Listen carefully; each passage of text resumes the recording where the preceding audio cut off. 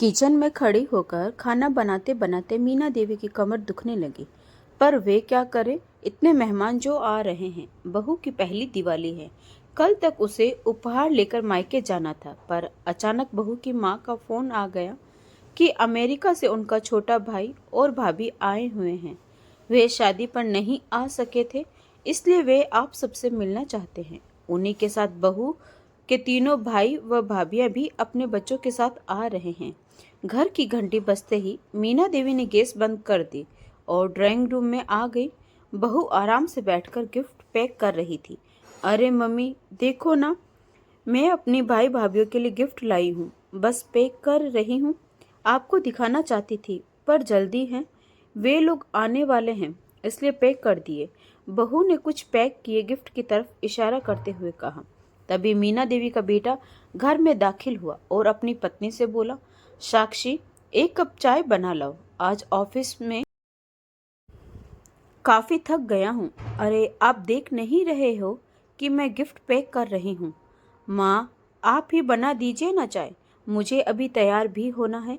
मेरी छोटी भाभी बहुत फैशनेबल है, मुझे उनकी टक्कर का तैयार होना है। इतना कहकर साक्षी अपने गिफ्ट पैक करने में लग गई। शाम को मीना देवी ने ड्राइंग रूम में करीब 10-12 लोग बैठे हुए थे।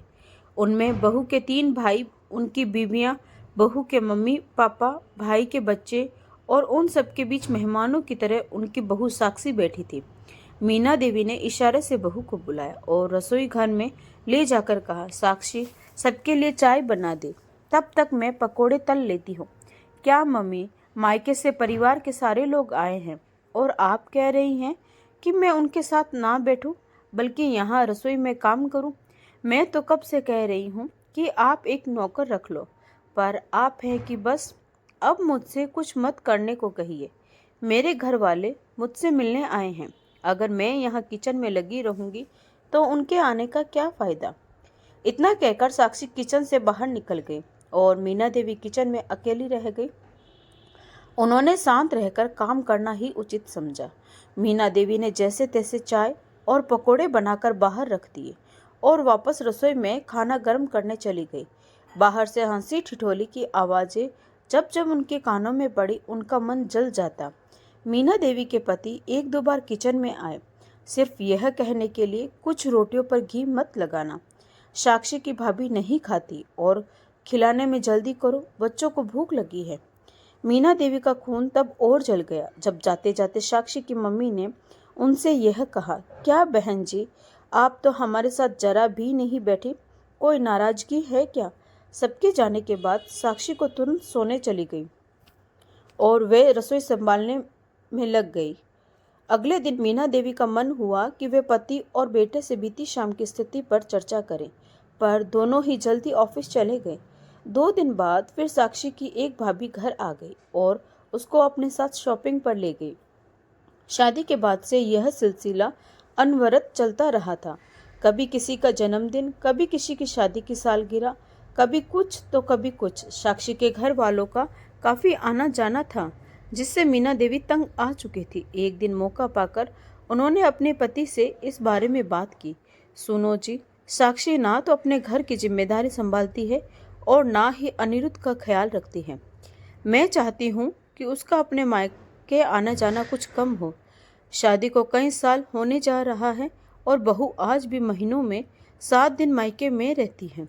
बाकी के दिन उसके घर का कोई ना कोई यहाँ आ जाता है।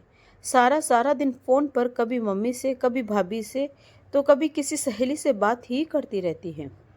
देखो मीना, तुमको ही शौक था कि तुम्हारी बहू भरे पूरे परिवार की हो, देखने में सुंदर हो।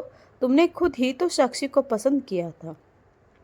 कितनी लड़कियों को नापसंद करने के बाद अब तुम घर के मामले में हम मर्दों को मत डालो तो अच्छा है।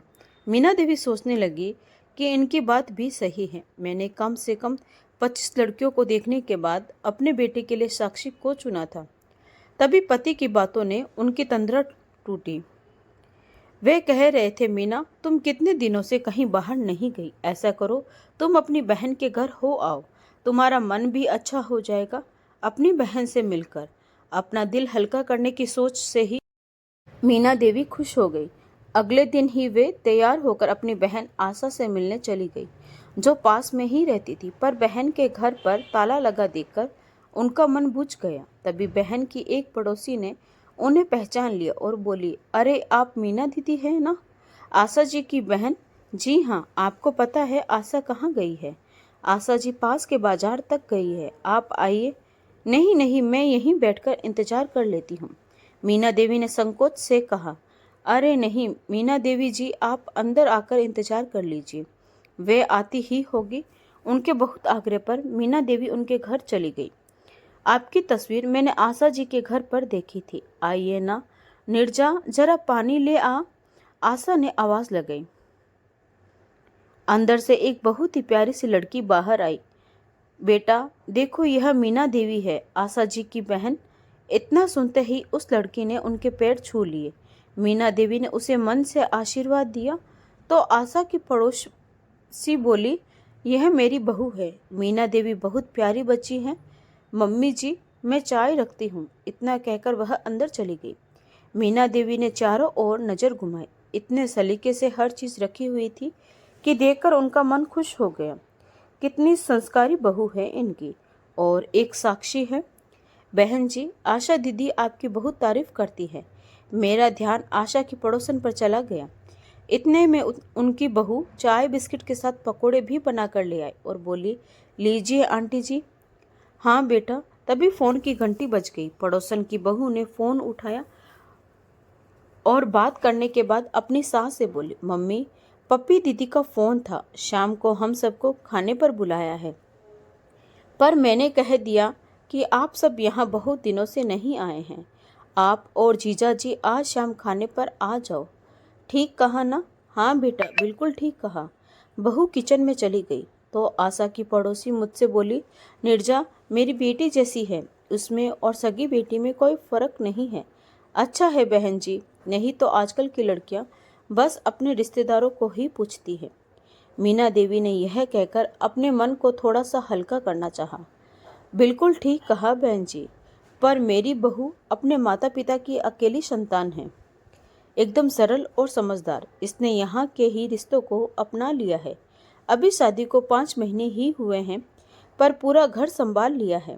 मैं गर्व से बोली, बहुत अच्छा है बहन जी। मीना देवी ने थोड़ा सहज होकर कहा, अकेली लड़की है तो अपने माता पिता के घर भी बहुत जाती होगी। वे अकेले जो हैं? नहीं जी, बहू तो शादी के बाद सिर्फ एक बार ही मायके गई है, वह भी कुछ घंटे के लिए। हम बात कर ही रहे थे कि बाहर से आशा की आवाज़ आई, निर्जा बेटा घर की चाबी दे देना। आशा की आवाज़ सुनकर निर्जा किचन से निकली और उन्हें अंदर ले आई। निर्जा ने खाने के लिए रोकने की बहुत जिद की, पर दोनों बहनें रुकी नहीं। अगले ही पल मीना देवी आशा के घर आ गई। आशा के दोनों बच्चे अमेरिका में रहते थे, वह और उनके पति अकेले ही रहते थे। दीदी आज मेरी याद कैसे आ गई? आशा ने मेज पर सामान रखते हुए कहा। बस यूं ही, तू बता कैसी है? मैं तो ठीक हूँ दीदी, पर आपको क्या हुआ है? कमज़ोर होती जा रही हो, आशा ने कहा। शायद मीना देवी की परेशानियाँ उनके चेहरे पर भी झलक रही थी। आंटी जी, आज मैंने राजमा बनाया है, आपको राजमा बहुत पसंद है ना?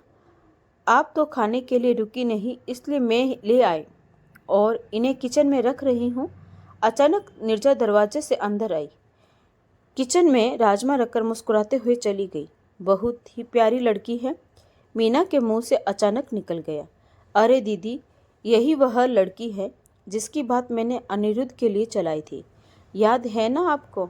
इनके ऑफिस के एक साथी की बेटी। दीदी आपको याद नहीं आया क्या? आशा ने मीना देवी की याददाश्त पर जोर डालने को कहा। अरे दीदी, जिसकी फ़ोटो भी मैंने मंगवा ली थी, पर इसका कोई भाई नहीं था, अकेली बेटी थी, इसलिए आपने फ़ोटो तक नहीं देखी थी। इस बात से मीना देवी को ध्यान आया कि आशा ने उनसे इस लड़की के बारे में कहा था, पर उन्होंने कहा कि जिस घर में बेटा नहीं, उस घर की लड़की नहीं चाहिए मेरे घर में, क्योंकि माता पिता कब तक रहेंगे? भाइयों से ही तो मायका होता है, 30 त्योहार पर भाई ही तो आता है। यह कहकर उन्होंने फ़ोटो तक नहीं देखी थी। दीदी, इस लड़की की फ़ोटो हमारे घर पर पड़ी थी, श्रीमती वर्मा ने देखी तो उनको लड़की पसंद आ गई और आज वह उनकी बहू है। बहुत गुणी है नीरजा। अपने घर के साथ साथ हम पति पत्नी का भी खूब ध्यान रखती है। आओ चलो दीदी, हम खाना खा लेते हैं। राजमा के स्वाद में नीरजा का एक और गुण झलक रहा था। घर वापस आते समय मीना देवी को अपनी गलती का एहसास हो रहा था कि लड़की के गुण को अनदेखा करके उन्होंने भाई न होने की दकियानुसी विचार को आधार बनाकर नीरजा की फोटो तक देखना पसंद नहीं किया। इस एक चूक की सज़ा अब उन्हें ताउम्र भुगतनी होगी। तो दोस्तों, आपको यह कहानी कैसी लगी कमेंट करके ज़रूर बताएं। और अगर कहानी अच्छी लगी हो तो प्लीज़ लाइक, शेयर और सब्सक्राइब ज़रूर करें। तो मिलते हैं एक नई कहानी के साथ। धन्यवाद।